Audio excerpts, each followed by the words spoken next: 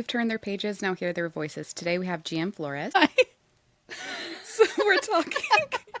I should have been like, hey, by the way, What do after I I say? after I do that, then go ahead. I don't know. It's fine. We're gonna wing it today, okay? This whole I thing. got this. I've never done one of these before. This is my first time. Oh my gosh, thank you for allowing me to be your first podcast. Thanks for having me. I'm so excited. Like I've never been on a podcast, so I don't know. I don't know what to do with my hands. Well, you can also shut off your camera if you want. I know. Yeah. I could. You want me? Do you not want to look at me? Because I can turn my camera off. No, Does I it make you do want to look at uncomfortable? your face. Okay.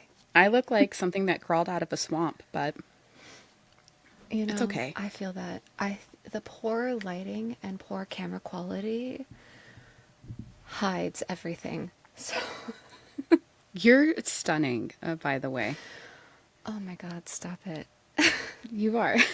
So, so you wrote Unsteady Waters. Let's dive into it because this book, there's a lot. We need to unpack it. Yes. So, tell us a little bit about it. Well, way back when a fantastic album called Evermore came out, and it hit me in a time where I needed music. And I connected a lot with my sister-in-law at the time. And when we were talking about all the songs that were in the album, the one that just kept on hitting me was Willow. And I felt like there's a story here. There's absolutely something that can be derived from this. So since 2020, I've had this idea of time traveling witches finding their soulmates just stuck in my head. And that's where this came from. The one line very specifically is "Wait for my signal, and I'll meet you after dark." And we actually we do get pretty much a "Wait for my signal, and I'll meet you after dark" scene towards the end of this book. And it doesn't really end how we would want it to with that specific character. But that is where this has been derived from. It was I loved I love Taylor Swift so much, and I loved my sister-in-law so much. And she just really pushed me to become a better person, to become better at listening not only to the hidden meaning behind lyrics, as silly as that sounds, because she was one of those Swifties that like dissected it line by line. So I got into that really heavily, and because I was listening to these lyrics more, I ended up listening to the voices in my head more, as crazy as that makes me sound. So all of these characters were voices in my head that kept speaking to me every time I listened to the song. That's absolutely beautiful. I love that this book has so much meaning for you and your sister-in-law. You can hold on to that and you put it into words. So it's Yeah, always going to be there. absolutely. So your main female character is Echo. Yes, She's went through it. She's went through the trenches. absolutely. And it doesn't And she stop at the end of the book. I wanted to message you yesterday and be like, WTF, what the fuck did I just read? What? I had to go back and like, what did I miss? What is happening right now? I wanted to kind of punch her. I'm not even going to lie. There was a part in the book towards the end specifically that I was like, what are you doing? You need to get it together. Like it did not it was not going where I thought it was going to go. And you have Silas. I love him. Yes. Yeah, and he's also been through it. All of my characters have been through it in some extent. And I love that man and his auburn hair. His auburn hair. I love it. So there's a character that took me by surprise. Correct me if I'm wrong. Kieran. Yes. Oh, I said it right. Yes. Kieran. Um, I don't know how to feel about him. In the beginning, I was all for him. I'm not gonna lie. I was like, okay, okay, brother, we see you. And then shiznit happened. Oh yeah. The plot twist was plotting. Oh yeah. Mm-hmm. The tables have turned. Yeah. And that was one of the scenes that I was like, what? Like my whole intuition was wrong about you specifically. So you take your rereaders on an adventure. I do. Yeah. I my goal at the end of this book is for people to be like exactly how you reacted. What did I miss? Because it's all sprinkled in there from the mug that Echo gets when she first moves into the coven in that flashback to the way that characters are agreeable with a certain person. All of these things are just just little whispers. But if you go back and reread it, you see how loud they are. No, I love that this book is really inclusive. You kind of thought about, wow, I can't even English today. You thought outside the box with this one. Yeah. We had a conversation on TikTok in the beginning of the book where I'm like, okay, well, I feel included into this book. Like it's for those who were outcasts growing up or those who are seen in a particular light and that's not how it's portrayed. Specifically, if you don't mind me saying, witches. It has a negative perception on it that is completely not warranted. People have a Yeah. negative perspective on it, and it couldn't be further than the truth. Yes. So, what gave you the inspiration to put that aspect in the book? I have some family members who are a little bit witchy, and they've talked about things involved with the occult and just like different aspects. And yeah, I was very heavily involved within the Christian church, not so much anymore. Doesn't mean that I don't still believe in certain aspects of that. But I came to this realization, unfortunately, later in my adult life, that these different sectors of what people believe in aren't wrong. They're just different. But it's always been kind of demonized in a way. Mm-hmm. So I wanted to show that it's always going to be something that people have qualms about.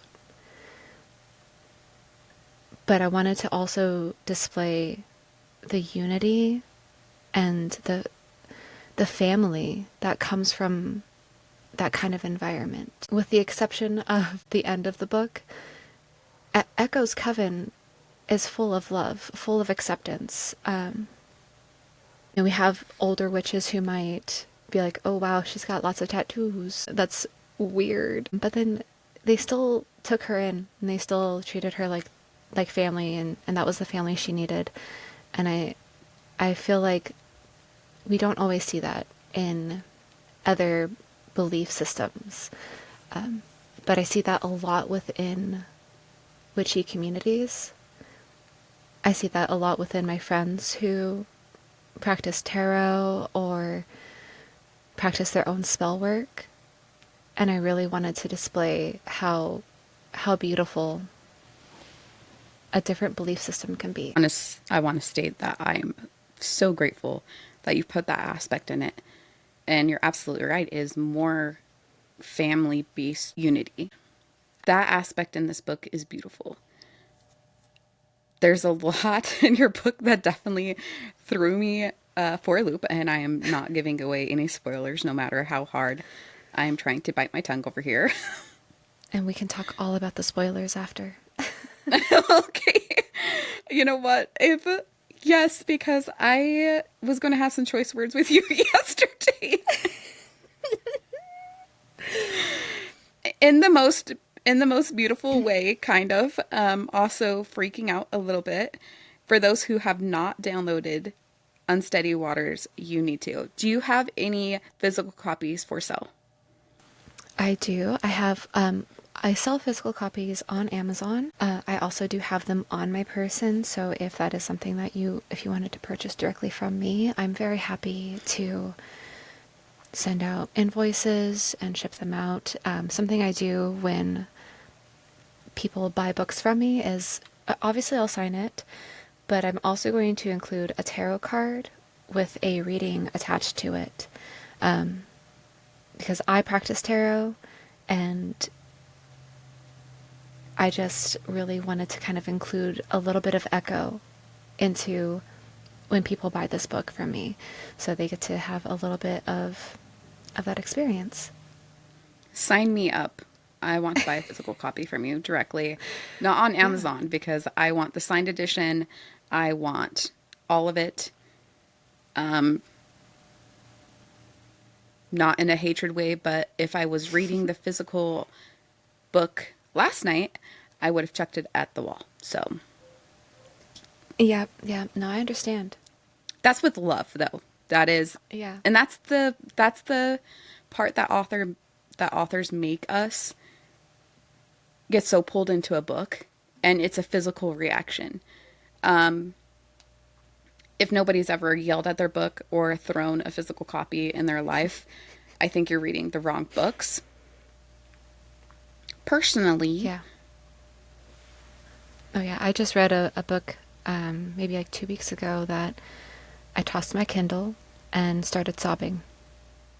wait, what book was it? Sunrise on the Reaping. Oh no.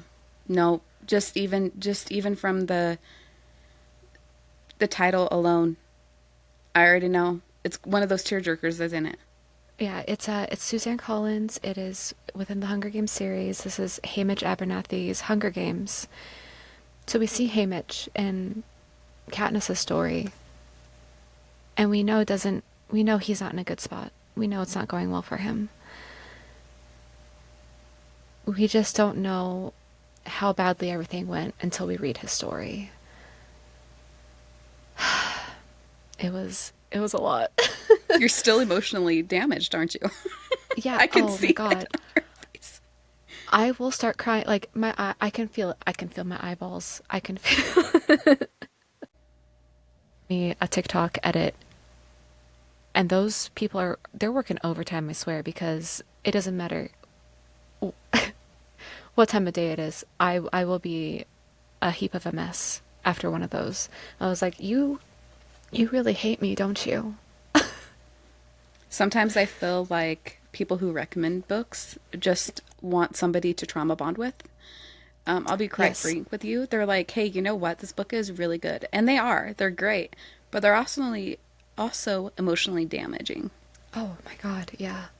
But they stay with you. And I think that's the best part about being an author and a reader. So, your book also had aspects cracking me up. So Yes. I'm going to give a tiny, tiny bit of a spoiler. Is that okay? That is totally fine. Okay, not even a spoiler. But the first line on chapter 2 is, you have got to be fucking kidding me. And I was like, I was laughing. And my husband's like, what are you laughing about? And I'm like, a book. A book. Yeah. A book. That's something I really wanted to have a good amount of comedy, because I knew with what I've put my characters through that my readers were going to go through it. So they needed something to laugh at. Honestly, we did. We needed something to laugh about in this book. Um, because in the very beginning, we're on a ride. We all need to buckle up and just go for it. It has you by a couple of surprises for sure. And so, what gave you the? I'm sorry, I'm all over the place today. I love it. I'm here. I'm following you. Girl, I'm so glad we talked before we started the podcast. So, Kieran, what gave you the inspiration for that character? Because it is hard to pinpoint him. Yeah, God, this is gonna be so embarrassing. Um, If you don't you want ever to talk seen about that? it, we won't. Oh no, I'm gonna talk about it. It's fine. Listen, I've come to this point in my life. I don't have shame. It doesn't exist anymore. I'll talk about everything and anything. Um, like I've got a wild birth story and I tell every single detail and people are always like, "Yep, I'm not having kids after that one." I'm like, "Yeah, I figured as much." Um, so my inspiration for Kieran, you ever see that show Once Upon a Time? Yes. Um, yeah, he is absolutely designed after a, a combination of Rumpelstiltskin and Hook. Okay. Okay, I can see that. Yeah. So that's where the character originally like popped in. I was like, what if it kind of like had these aspects combined into one character? Because pirate, obviously. And I needed him to be hot. I needed him to be so fucking hot. We love that. So can I cuss on here? Is that okay? Girl, it's my podcast. Do whatever you want. Okay. Oh yeah, I need him to be so goddamn fucking hot. Like, I know that like if when he walks away, you'd be staring at that ass. Um, I love him. I don't care what he's done. I love him. Um, so yeah, that's basically where it came from. And then there comes a point when you're going through and you're editing and revising and fleshing out your story more, where your characters start to take different forms. So Kieran might have started out in a certain way, but he completely transformed from the manuscript, my first manuscript to the published. That man is not the man that I originally created. He showed me who he was while I was writing him. So the plot twist was a plot twist that you did not see coming? Yes. So, oh, and this is the fun part about all of this is obviously we leave off on a little bit of a cliffhanger in this book. Oh, a little This bit. is Are we downplaying it? Is that what we're doing it? it's a pretty big cliffhanger, I'd say. Yeah, actually. But it's we have some closure. It's open ended, right? This is a trilogy, and every single aspect of this trilogy was all planned out, all completely plotted before this was ever published. So that all kind of goes into how these characters came to be. So the plot twist definitely surprised me because I was like, wait a second, like it just like started coming out of my fingers, and then I had to stop completely, leave Unsteady Waters alone. Then I had to go to book two, which that title is going to be revealed in like a month. I love I love how you're covering your mouth and getting so close to the mic right now. 1 month. And then I'm going to reveal the title for book two, along with the cover. So we're very excited, me and my team, because they've just been waiting. They're like, we are ready. They're all just my editors, my beta readers have been on the edge of their seats. They know I have two people who are very involved in the entire planning. And when this plot twist came up to be, I was like, hey, check this out. Here's what I'm thinking for this character and this character. So you're going to have to remember a name from this book because that person's going to be really important in the next book. Yeah, and they were just like, wow, you need to like go back and make sure your entire plot's revised to fit this in. I was like, done. So Yeah, the plot twists are fun because it doesn't just hit the readers, it hits me too.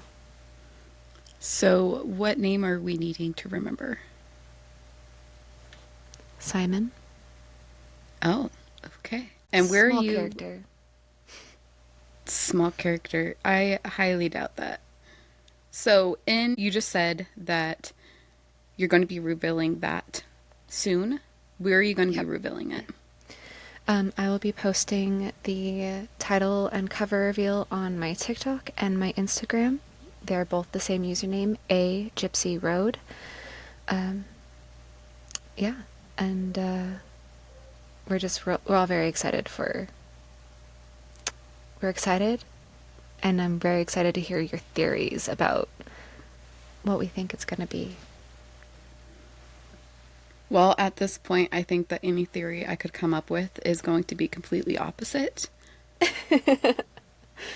So, actually, I'm not even going to lie. Yesterday, when I was reading this book, I'm like, 1999. Okay, that was centuries ago. And then I remember you were born in 1991. Yep. It seems like centuries ago, to be honest. Like, the kids are like, you were born in 1900s. I'm like, no, I wasn't. That's what I tell people. So many people I know are 25 and younger. And I'm like, I was born in the 1900s. I deserve respect. Wait, what year were you born? 1991. No, shut the door. What is your Okay. sign? Sagittarius. Oh, okay. Gemini. Oh, are you May or June? May. What? 25? Me 25? 25th of May? Or 26th of May? 25th of May. How did you know that?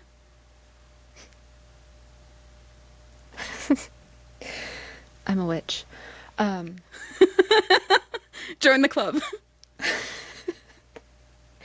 I I knew that you were going to either be a compatible fire sign or a Gemini.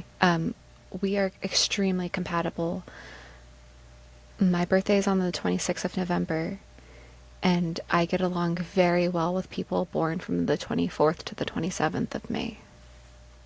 Shut the front door. Yeah. That's phenomenal. Yeah. Yeah, I'm so sorry. I'm flabbergasted over here, which is like the 25th. I'm like, I'm 25? No, you have your math wrong. I love how this Yeah. podcast is going. It's going great. It's going so good. I'm loving every single second of it. Yeah, I'm Oh, having a well, great thank you. time. You literally just have me stumped. I'm like, what? Witchcraft. Well, you threw me off. I was like, we were just talking about 91. No, I'm not 25. Yeah, You crack me up. that's like my one talent is I can pretty much pinpoint people's birthdays pretty well. People get scared of Geminis, and I don't Oh, understand. I don't understand why. it's it's the connotation on Geminis, the whole twin personality thing. They think that it's a correlation to like flip-flopping Hmm. your mood easily. Like you can be nice and then be psycho, and that's not what it is. It's you can fit into two situations very easily. You you're able to sit in a quiet space and fit in and enjoy that time, but then you're also able to enjoy moments of being an extrovert and as long as it's something that you enjoy because that's the key, you know. I don't know your whole birth chart because we're not going into that right now, but I can sense from you that you do enjoy extroverted situations if it's one that you have control over. Um, it's a very common trait for Geminis. If you have control over the situation or control over yourself or what you're doing in that situation where you're being extroverted, then you do enjoy it. But you also enjoy those moments of solitude. Did I get it right? Color me flabbergasted. Yeah. I mean, yeah, that is fine. Yeah. I really enjoy every single aspect of this podcast currently. And that is Yeah, not me. That is not me being rude. That's me being honest. I love it. yeah, I really enjoy dissecting people, and I think it's because I create characters that I have to dissect.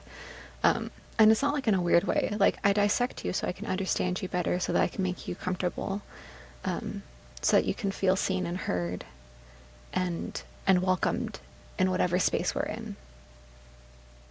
Well, I definitely never want you to put yourself in a position where you feel like you need to make me feel comfortable. I'm not actually being able to form coherent sentences or ones that make sense today. So thank all of you for staying with me. Um, but you know what I mean? You know what I mean? GM I get you. Flores. It is kind of like I do the same thing. I want everybody to feel comfortable. Yeah. I'm big on staying true to myself, but I definitely want to make sure that the space is protected. Hmm. Um, some people We do both like do to that come on our into. channel. Yeah, we definitely do. I always feel safe in your space. And I think that a lot of people feel that way. It's very, yeah, it's very controlled. More people need to act that way. For those of you who don't know, we both have our own TikTok, and we have people in there all the time. And we both have to make sure that it is a controlled environment. Sorry, my morning coffee really got me today. I was like, what is going on over there? Are you all right? Yeah, I'm good. I was like, maybe I should have my coffee black, and then I said no. So I ran out of coffee creamer. I put creamer in mine, or heavy whipping cream, sugar, Oh, and ice cream because I didn't have creamer. oh my God, I love ice cream, but it sure do fuck me up every single time. Lactose intolerant club. It's like, if it's not my tummy that's protesting, it's my throat. Um, the creaminess really gets to me. I hate myself for saying that. Um,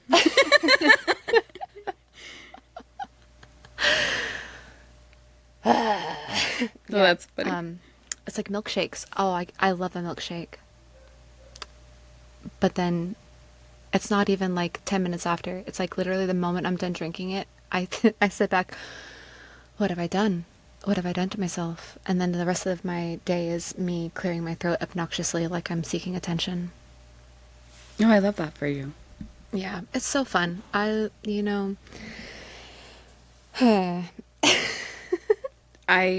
I'm the same way. Well, not the throat clearing thing, but the stomach problems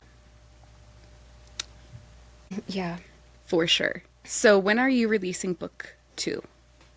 We are estimating release January, February, which would be probably about a year after the first one.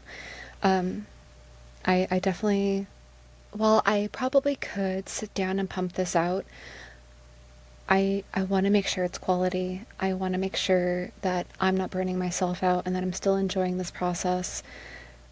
Which is why I haven't queried, because I don't think I would enjoy being on a timeline, having a deadline like that. Making my own schedule feels a lot more conducive to my current lifestyle. So we'll be expecting that in January, February time. Are you planning on writing more books? I am actually planning on. There's so many books. Um, so along with this trilogy, which I'm estimating this trilogy would be completely finished by the end of next year, because I've been writing book 2 and 3 at the same time. I also have a nice little age gap story coming out, probably after the trilogy. When did you publish this book? This book came Unsteady out Waters. February 28th of this year. Oh, cool. So you're going to torture the rest of us and make us wait. on that Yes, cliffhanger. I love it. absolutely. I really love it. I will be having our creator signups coming up around October, November. We're So still a couple months away. if we're still a couple months away, so we do have to sit tight, sit pretty. But it's coming up, so we'll just have to be patient. And if you're interested in being an art creator, I'm very happy to have you. Just keep an eye out on my social medias for when that form comes out. You know I'm going to be signing up. Yeah. I can't wait a year. That cliffhanger was diabolical. Yeah. I'm trying to scroll to the very first chapter. So there are some trigger warnings in your book, but not a Yes. lot. Not a ton. No, there's we do have like implications of child abuse. We have references to previous self-harm, and I really feel like there's not too much besides that unless there's more that you saw. I chose not to put trigger warnings before my book because this isn't really like a dark romance in which these qualities would be romanticized. These are very much like these are bad things, point blank period. Nothing good about it. Yeah, there's not any trigger warnings in your book that are romanticized at all. Is there any topic that you want to go over or tell us about your book or books? I can also blame my children for how my throat is because I swear they're always getting sick, so I'm always getting sick. You know what? That's the whole mom life thing. I feel that, especially with school starting, we're Oh my all going to be gosh. going through it very, very soon. Yeah. Well, school started for us really early. August 4th was their first day. Are you serious? Dead ass. My kids don't go to school till next week. That's lucky. That's so lucky. Is it? Because I feel like I'm going mentally insane being at home. See, I also felt like that during summer, and now I miss summer so bad. Not the heat. I mean, I'm still in the heat. I'm still in the thick of the heat. But it was so short, I feel, because they got out mid-May. So they really only had like maybe 9 weeks of summer. I also have like two different pickup times, I so really that love makes that it a for lot you. harder. Yeah, what? Kindergarten's half day, and that's weird. I think that's weird. Are you a But you stay-at-home know, mom or do you work outside of the home? I'm a stay-at-home mom most of the time, unless there's a chocolate shop that will call me in to work seasonal, and I love working at the chocolate shop. My downfall would be tasting all the samples and be like, I'm just quality control. Oh, wait, I'm absolutely allowed to eat as many pieces of chocolate as I want while I'm there. Oh, I love that for you. Share with the Yeah. rest of the class. Yeah, it's listen, I love chocolate. Period. I love this chocolate more. I think this is like one of the most quality chocolates out there. It's the slogan we have is quality without compromise. And they stick by that through everything. We have these it's a dark chocolate raspberry cream. It's my favorite. I bury me with those chocolates so that even in the afterlife I can enjoy them. So damn good. There was a point, probably about 5 years ago, when the supplier for the raspberries that went into the raspberry cream was not supplying us with the same quality of raspberries. So they said, hey, we're not going to make this until our supplier fixes their game or we can find a different one. And I think that just speaks volumes to how dedicated they are to putting out good quality candies. She started it all with a peanut brittle recipe. And that peanut brittle recipe is the one that we still use to this day. It's over 100 years old. She went through a few different recipes before she landed on this one, and we've never changed it. Never changed a single aspect of it because it's a tradition, not just for our stores, but for the families that come in. So often I see grandmothers bringing in their grandchildren. They grab a box of peanut brittle and they come up to the counter and they say, This is my grandkids' first time. And that is my favorite thing to hear. I come around the corner, I bring the tray down to their level, I show them everything. I talk to the kid about what do you like? What's your favorite? You don't want any of these? Because I can get you a very special one. My favorite one to get the little kids whose first time it is a birthday cake truffle. It Oh, is shut the door. so good. It is white chocolate, and I'm not a white chocolate fan. White chocolate gets me every single time. And it's got rainbow sprinkles on it. It's very appealing to the littles, and I love to watch it because they take a bite and their eyes just light up. Like they've just experienced pure bliss at the ripe age of 7, and I'm like, yes. And it starts now. Can I say you have one of the most calming presence about you? I Thank you. highly doubt that there's anything that ruffles you.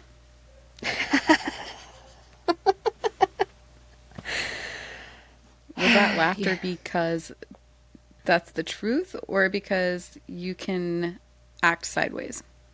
Oh, I can act so sideways. Well, okay, my kids have audacity. That's the biggest one. They have audacity, the gall, the gumption. Um,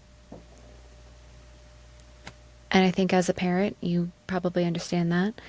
Mm-hmm. And I do try my hardest. I'm out here trying to break generational trauma. Um, Hear that. so we try and I do fall short many, many days, and I do go back and I apologize. I've also jumped through a passenger window to rip someone's hair out. So, Oh, you and I get along so well. I love it. Listen, I'm one of those moms that can lose her ish from time to time.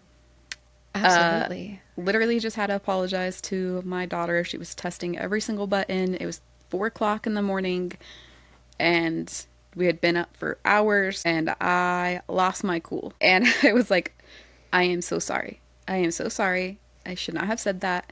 I gave her a hug, laid back in bed with her, and I was like, I am so sorry for talking to you that way. I am Yeah. tired, and that was not the best way to handle that.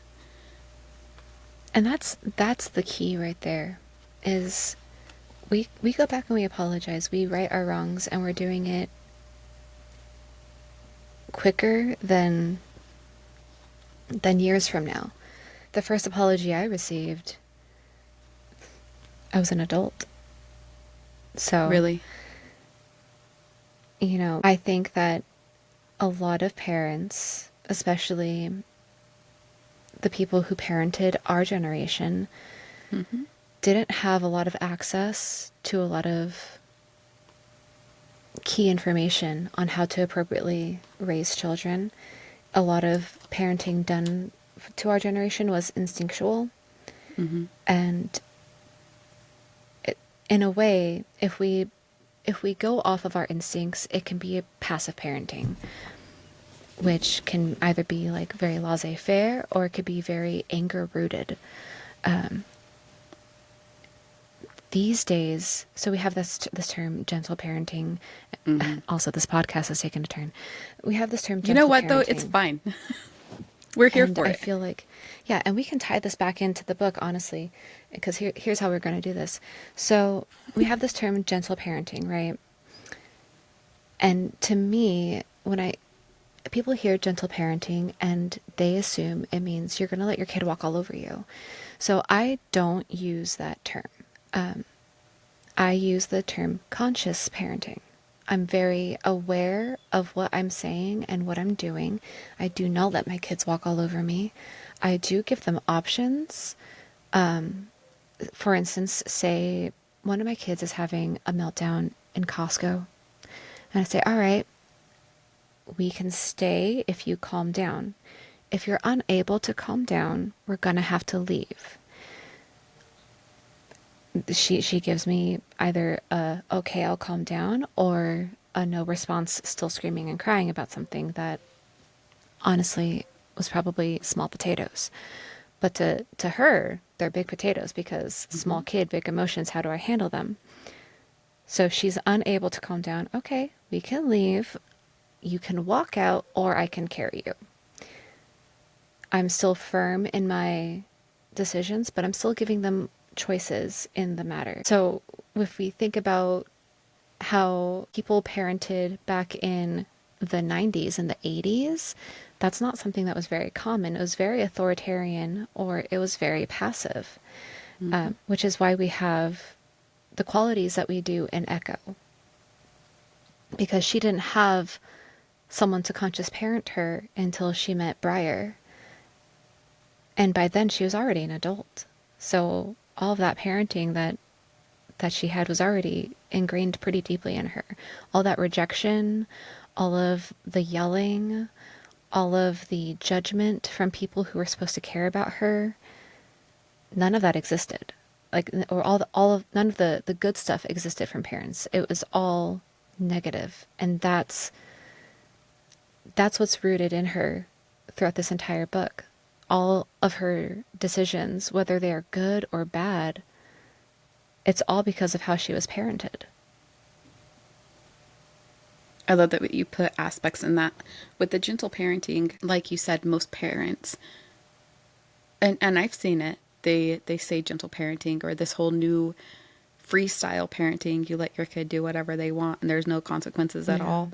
And then their kids, from the next year, they're like, wait, I can't get a handle on this child. Yeah.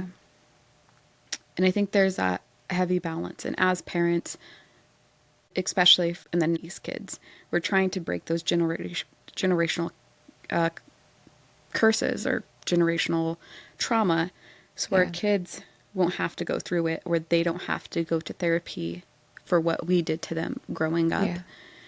I just had that conversation this morning actually before speaking with you.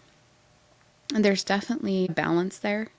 And some of us are still like, okay, well, how are we going to navigate this problem? And how are we going to navigate this situation? And I'm not even going to lie. In our household, we're a whole bunch of sarcastic assholes. We Oh really yeah. are. The sarcasm is heavy. I'll tell my I'll tell my older teenagers, I'm like, I'm about to shove a foot up your ass. And I'm not really going to do it. We don't lay hands in this house. I'm very heavy on we keep our hands to ourselves. We treat everybody with kindness. But I'm also not raising them to take ish from anybody. I want them to be able to speak up. I want them to be able to have a voice. There are aspects with our kids that you kind of see in Echoes as well, right? She's the outcast. She's different than others. She doesn't feel like she fits in. And we're trying to teach our Yeah. kids that that's okay. Like if you're a book nerd, own it. Like if it's all that stuff. There's a line I have, and I can't. I wrote it, but I can't remember it off the top of my head. But it's. Yeah, oh, I'm looking right at it. Hell yeah. Okay, so it's on page 119. She says her assumption was a reasonable one. I wasn't going to stay, was I? But did I want to leave? Would they even want me to remain here? I have a brief glimpse of what it would be like to stay, sailing the oceans, learning pirate skills, and finding a new family within the crew. But I pushed that thought away. I have a family. The only way for me to go is forward, to find those I love. I'm not from this place, and I'm most definitely not for this place. I love that. And that's, I think a lot of people struggle with feeling like they fit in. And the yes, best gift that authors can give us readers, even authors giving other authors, is that you can be put into a book and you actually feel like you belong. And there's no judgment, there's no criticism, there's no nothing but feeling like you finally have somebody else hearing you for the first time. yeah, If that makes sense. Like even though yeah. you're reading, you feel like that book was specifically made for you. I think that's the beautiful thing about reading and writing is like I wrote this book because I wanted to, because it was a story that was really pressing in on me and just living in my mind and in my body for years. And after I finished it, I was like, wow, I feel like so much of myself has been put into this, and I just remember hitting that publish now button, hoping that someone would read this and feel seen. They would feel connected. Because and that's another theme here is everything is connected. And we see that in the very last chapter, all these things that made it full circle. Everything's connected. And I wanted the reader to feel like they're a part of this. You're connected to the story. You're connected to me, the author. You're connected to Echo and Silas and even Kieran. These people all have experiences that have hurt them, that have changed who they are as people, that have guided their every decision. And people need to realize you're not alone in this hurt. No matter what happens, no matter how dark it feels, you are not alone in your hurt. I can't thank you enough for writing this book. We had that conversation very on when I first started the book. And I'm like, oh my gosh, like I feel seen. And how many other people are going to read this and be like, I'm not alone. Yeah. Hearing those words come from you, like it just, it was one of those things where I felt like, yep, that was what I needed. That was the motivation I needed to keep the story going, to keep telling people about the book. Because, as authors, we are probably our worst critics. Mm-hmm. And there's so much imposter syndrome where I think maybe it's not worth it. Maybe I'm putting in all this energy into something that's not even going to mean anything. Like, I don't care about the monetary value that comes from these books. Like, sure, it's nice when it hits the bank, but it's even nicer when I read a review or someone messages me and says, hey, thank you for writing this. This meant so much to me. Like, what? Me? My book? It's just it is satisfying to hear, and I can't thank you enough for expressing what this book meant to you. Yeah, absolutely. I think that you need to hear it. It's very common with authors to feel like they're, the imposter syndrome is real. You're like, what am I Absolutely. doing? Is this a path I need to take? Is anybody going to like it? Is anybody going to like me? And I think that everybody, regardless of who they are, they want to feel accepted and they want to be liked. And authors are no different. Like, they go into writing these books, and the fear of it alone can be like, okay, well, you know what? I'm not going to continue writing this anymore. I'm just going to DNF it. I'm going to throw the whole thing in the trash. And you're your own worst critic until you get feedback. And then even when you get feedback, you're like, are they saying that because they know me? Are they saying that because they're Yeah. a family member and I'm reading this to them? And then you publish it and you're like, okay, well, this isn't for nothing. And can I just say with Echo, when she meets Silas, she doesn't feel so alone. Like, she has somebody that's fighting for her. And I think a lot of people, especially when they become adults, they feel like they're in this battle of the world alone. They don't feel like they have anybody to rely on but themselves. And Silas continues to fight for her the whole entire book. Like, it's definitely Yeah. a push and pull aspect between the two of them. And I hope I'm not giving away too much. Oh no. It's you're giving away just enough.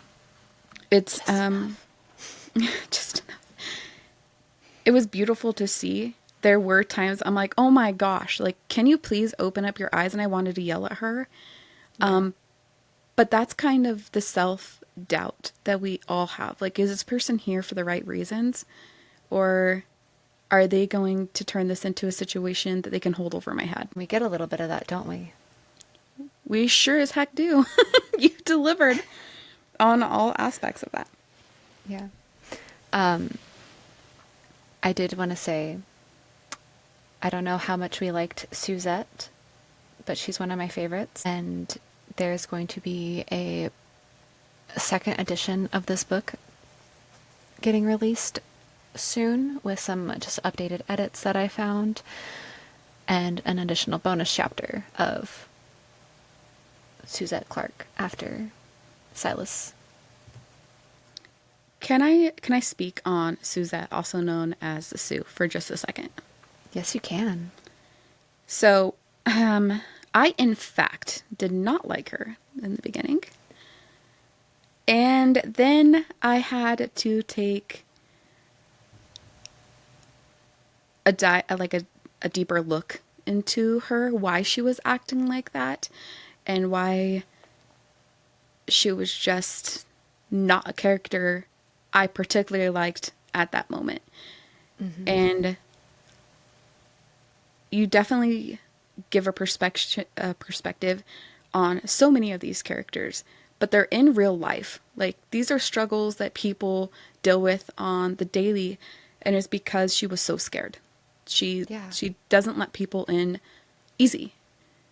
And I think more authors need to put that in their books of, okay, well, it's not her being mean. She's doing this because there's a reason or there's trauma or Yeah. whatever the. She's protective of what she has because it means so much to her.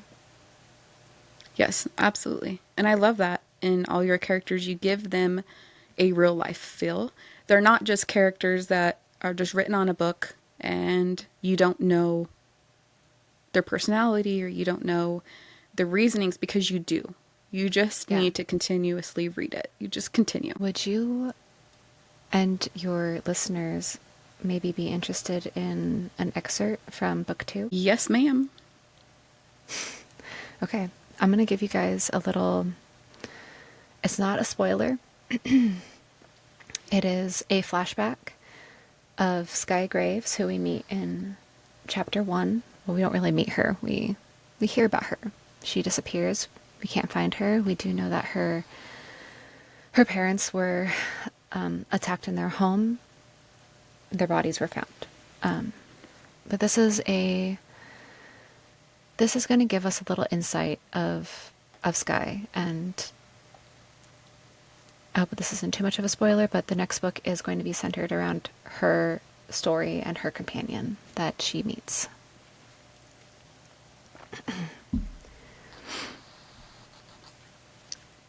Considering the visions from my previous dream and the all too real touches, I can readily admit to my fears this time.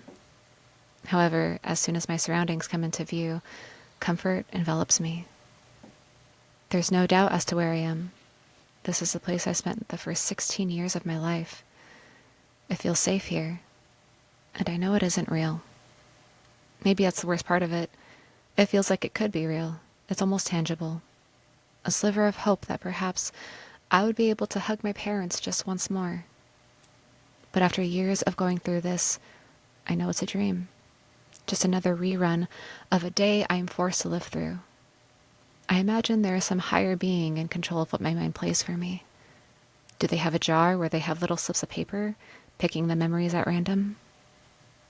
As I walk through my home, lived in and loved, I follow the sounds of the clinking and the chatter from the kitchen. The aroma of toffee and chocolate beckons me. Another layer of cruelty, seeing as I can't eat any of it. It's only amplified as I step onto the ceramic tile, greeted by the wooden cabinets I remember so vividly. In the center of the kitchen sits an island, 4 white bar stools on one side with my backpack occupying one of the seats. On the other side, a much younger me and my still alive mother are measuring the ingredients for Grandma Essie's stolen cookies. She didn't actually steal the recipe, but that wasn't something I understood when I was 5. All I heard was that Grandma took a recipe from some neighbor when she was younger. My small brain took the story and translated it into stole. Getting an outside view of this moment is sweet, watching the way we work together, or used to. The juxtaposition of my mother's gentle nature with the clumsy hands of a 10-year-old looks like a ballerina baker with an uncoordinated ostrich trying their best to mimic her. It's not just my age that makes my actions seem heavy-handed and clownish. The more of the scene I watch, the more I remember what day it is. It was a hard day at school. Nothing went right. Too many mistakes, a quiz I wasn't ready for, and the schoolyard bullies who called me names I didn't deserve. Though when I think about it, even without those factors, I still had a lot of work to do in regards to studying my movements, something my father would begin working on with me. My father's teachings will always be something that I hold close, but this day, my mother told me words I never forgot, all because she was trying to soothe her panicking child in 3, 2, 1. My arm moves too fast, my mind clouded from the day I endured, and the pack of flour tips over, spilling its contents on the countertop, floor, and covering myself and my mom in white dust. Looking at the mess I made, my lip quivers. Oh no, I'm so sorry. Tears are already brimming my younger self's eyes. Even I feel emotion rising from the shaking in my small voice. I don't dare step closer. Rather, I lean against the doorway, nearly shaking my head at myself as I watch my breathing turn erratic. I really was a dramatic kid. My mom turns to face me fully, wiping the tears from my face. There's not a hint of anger or disappointment in her expression. The only place I find those is in mine. I remember the feeling well. I was upset that I messed up. I felt at fault for so much more than flour on the floor. I traced it back to my inability to handle harsh words and rough fists. It was the tip of the iceberg for me, sending me into a spiral. Like a parent out of a show from TV land, Jean was a patient mother. There was never a single doubt in my mind that she loved me without conditions. Her affection floods me as she pulls me into an embrace, letting me cry as much as I need to. She's not hushing me, not telling me to stop crying. She just gives me a safe space to go through my emotions. If I concentrate hard enough, I can still feel her arms around me. I know it's not the flour, she tells me quietly. Things are going to get hard in life. Those trials can trip you up. You might make mistakes. You might add too much salt or confuse it for sugar. I know I have. You have? She hums affirmatively, pulling back from the hug with a little smirk as she rests her hands on my arms. I remember that touch and the way it grounded me. I miss that. I miss the way she understood me and saw through me. You want to know a secret? She whispers, making what she was about to say feel extra special. I nod in reply. I really botched these cookies the first time I made them because I was so nervous. You were nervous? I wanted to impress your grandma so badly. I fought for the love of everyone in my life and foolishly felt I would have to fight for hers as well. Even when I knew it wasn't true, it didn't turn off that little voice inside. I ended up scrapping the first full batch and started over. All that work was a lesson, she interrupts softly, tucking my hair behind my ear. What was the lesson? Besides double-checking the recipe? Remain calm, even when chaos comes for you head-on. You, my sweet sky, are more resilient than you know. So you know what we're going to do next? We're going to pick ourselves up, clean up the flour, and carry on to the next step. I don't move from where I stand in the doorway, even though I know I could scream and it wouldn't disrupt the scene. There's something about the peace of the moment after the cleanup happened, something magical. My mom might not have been a witch, but the way her words could soothe would have fooled anyone. Those words never left me. Ever since that day, they guided me, still do. No matter what is thrown at me, I stay calm. My mother's voice lives in my head. That's been my strength. Her belief in me and my resilience. All these years later, I realize she was right.